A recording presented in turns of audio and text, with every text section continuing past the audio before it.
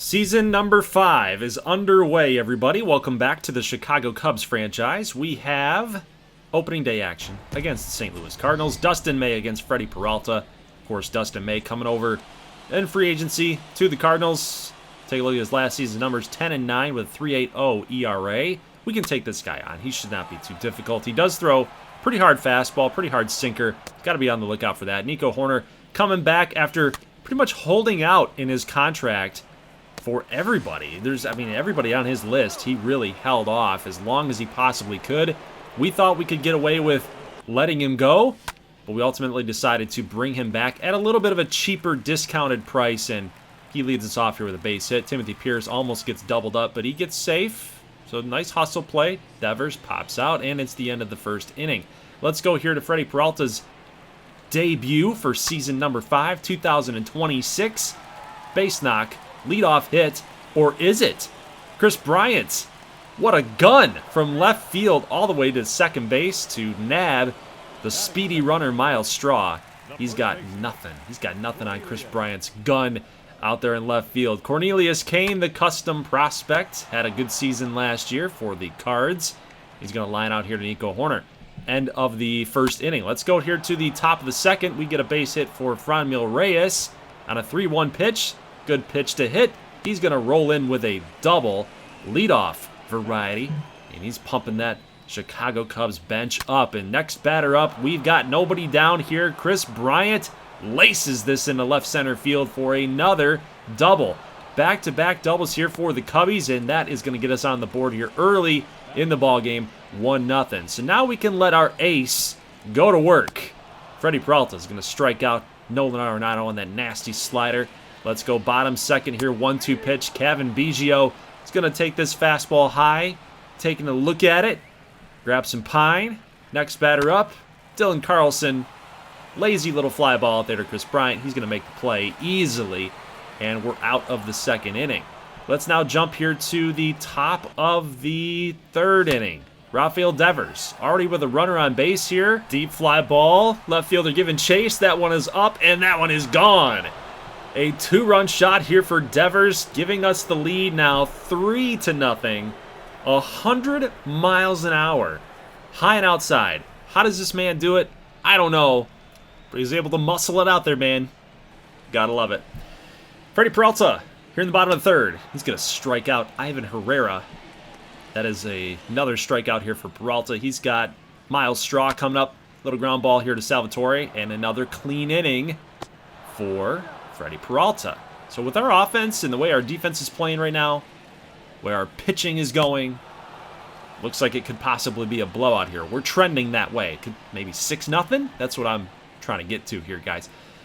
Strikeout here for Cornelius Kane. Little curveball on the outside part of the plate, and then errant throw there by Salvatore, but Pierce able to corral it, stay with it, hang with it.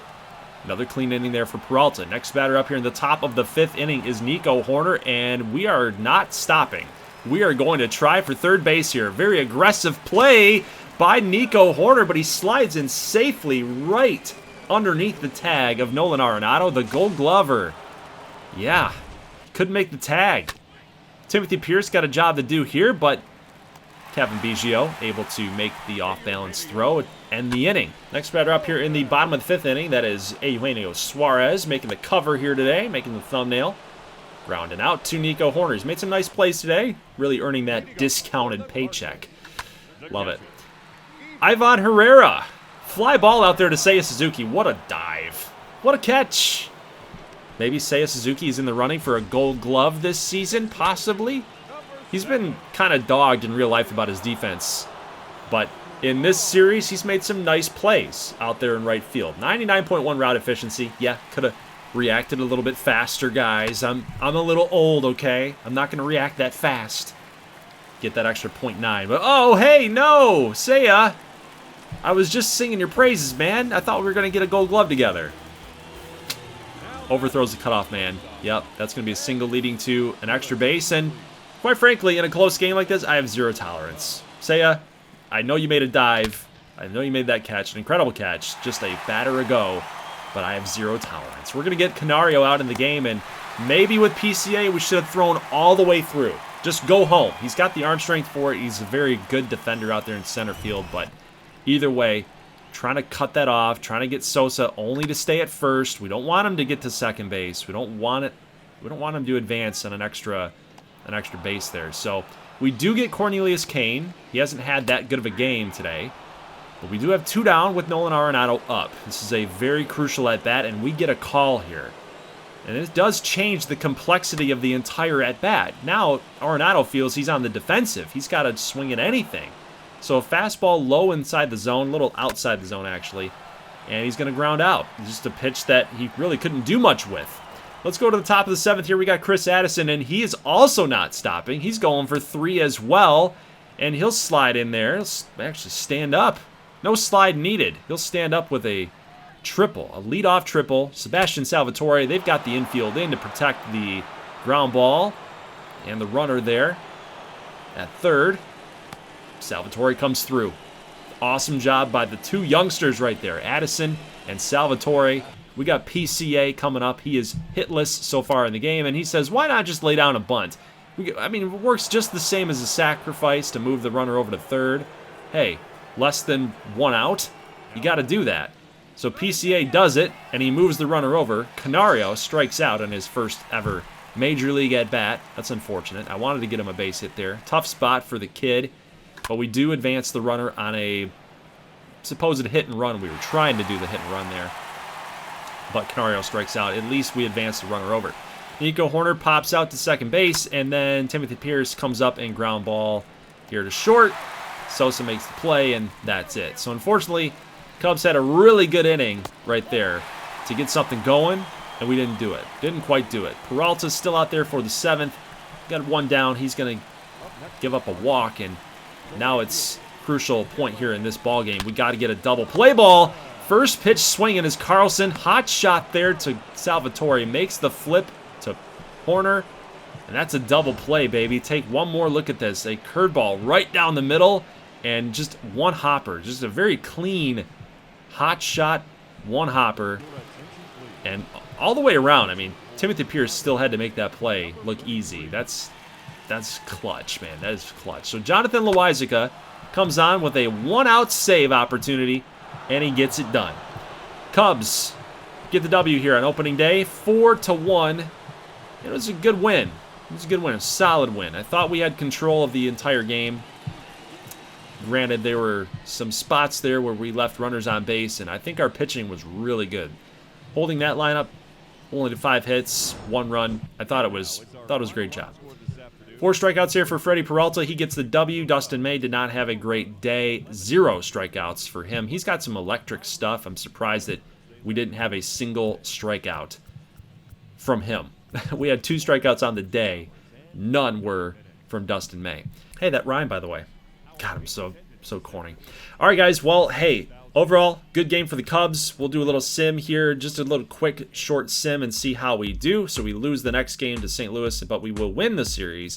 And we also beat up on the Reds here, 9-0. So anytime I see nothing on the scoreboard, either for us or for the opponent, I like to see the hits. I like to see the box score to see if it was, in fact, a no-hitter. I wish maybe in MLB The Show 23, they will give you a notification on the screen that a no-hitter has been thrown. Because otherwise, you know, these are big moments inside these games, but you never know. You never know if a no-hitter was actually completed. But David Booth, by the way, guys, got the win here. 9 strikeouts, 2 walks, none earned, 7 innings. He's been kind of going back and forth. He pitches really well as a starter, then he goes back to the bullpen because he starts blowing up in starts. So he's very bipolar right now. Kid out of Alabama, custom guy from Bradley Braves series that has now ended. But he's been pretty good, man. He's been pretty good this season. He had a really good spring, and I'm actually really looking forward to seeing how he does for the entirety of the rest of year number 5. So, guys, that's it for today's video. I do want to explain the projection of the rest of the series and how it's going to go and how fast we're going to move.